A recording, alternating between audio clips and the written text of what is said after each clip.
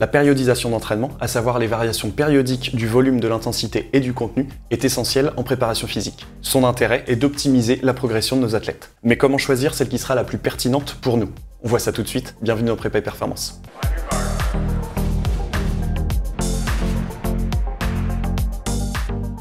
La préparation physique a pour but d'amener un athlète au maximum de ses capacités le jour J, le jour de la compétition. Avec les connaissances actuelles en physiologie ou en biomécanique, il est relativement facile de faire progresser un athlète. Seulement, dans le sport moderne, la préparation physique se retrouve face à une problématique majeure, le nombre de compétitions augmente sur une saison. Pour autant, il est impossible d'être au maximum de ses capacités tout au long de l'année. Dans cette vidéo, nous allons parler de deux modèles très différents de périodisation de l'entraînement. Le premier modèle, traditionnel, se base sur l'effet cumulatif de l'entraînement. L'effet cumulatif, c'est le changement des capacités physiologiques résultant d'une longue période de préparation athlétique. Le modèle traditionnel consiste en une succession de 3 périodes, la période de préparation, de compétition et de transition. Généralement, la période de préparation sera longue et l'on cherchera à développer les qualités athlétiques de base. Je ne décrirai pas dans cette vidéo les mésocycles et microcycles, mais nous pourrons y revenir dans une future vidéo. Le volume d'entraînement y sera important, mais l'intensité réduite. En transition vers la période de compétition, on orientera le développement vers les qualités spécifiques en diminuant le volume et en augmentant l'intensité. Ensuite, on passera à la période de compétition où l'on va se tourner totalement vers les habiletés spécifiques. On peut découper cette période en deux mésocycles, l'un pré-compétitif et l'autre compétitif. Dans le mésocycle pré-compétitif, on augmentera encore l'intensité et on diminuera légèrement le volume.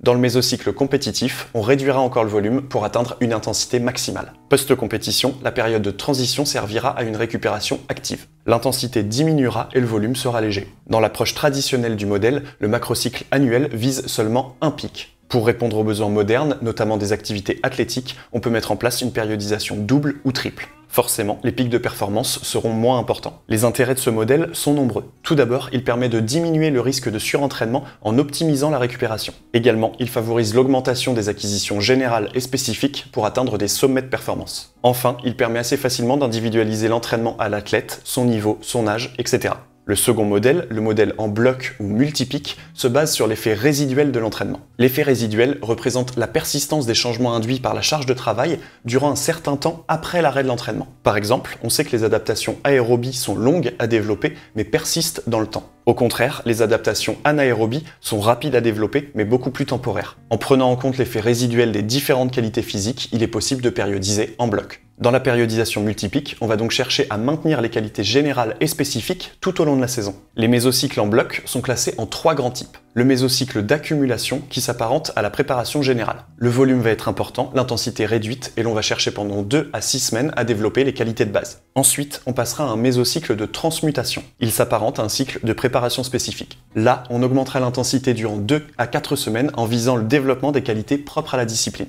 Enfin, le troisième mésocycle est nommé mésocycle de réalisation. Ce sera celui de l'approche à la compétition. Il s'apparentera à une période d'affûtage de 8 à 15 jours avec une intensité maintenue et un volume réduit. Si vous vous questionnez au sujet de l'affûtage, vous pouvez trouver notre vidéo sur le sujet juste ici. La périodisation multipic va permettre d'adapter les blocs à venir en fonction des blocs déjà réalisés. Elle sera donc très intéressante pour l'individualisation du contenu d'entraînement. Également, elle va laisser la possibilité d'ajuster la période d'affûtage pour trouver ce qui fonctionnera le mieux avec les réponses de vos athlètes. Je peux vous conseiller, si vous êtes des sportifs débutants ou niveau intermédiaire, de vous orienter plutôt vers une périodisation traditionnelle. En effet, si celle-ci propose de plus longues périodes de préparation, elle va permettre une progressivité beaucoup plus importante qu'une périodisation en bloc. Nous préconiserons plutôt le multipic pour des athlètes très expérimentés, dont la progression sera plus limitée et qui pourront se permettre de plus courtes périodes de préparation. Également, je ne vous conseille pas la périodisation traditionnelle dans les sports collectifs. Celle-ci apparaît contre-productive quant à la fréquence des compétitions. Cependant, pour des jeunes sportifs en centre de formation, elle peut être pertinente. En conclusion, on peut dire que ces deux modèles vont être intéressants dans le processus de progression de nos athlètes. Le modèle traditionnel, s'il n'est pas conseillé en sport collectif, est pertinent pour les débutants ou pour les jeunes pratiquants. Également, pour les activités athlétiques avec très peu de compétition,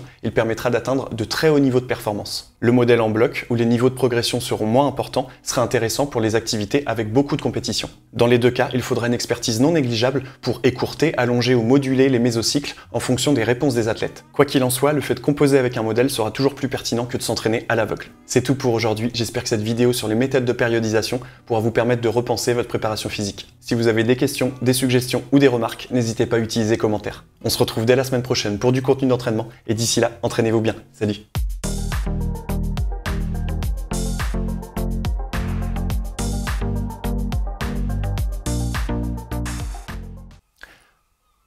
Qu'est-ce qui se passe? Dans l'approche traditionnelle du modèle,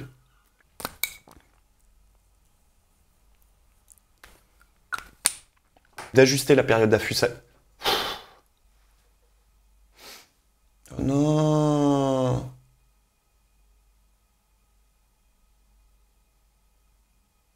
Je suis un bourrin.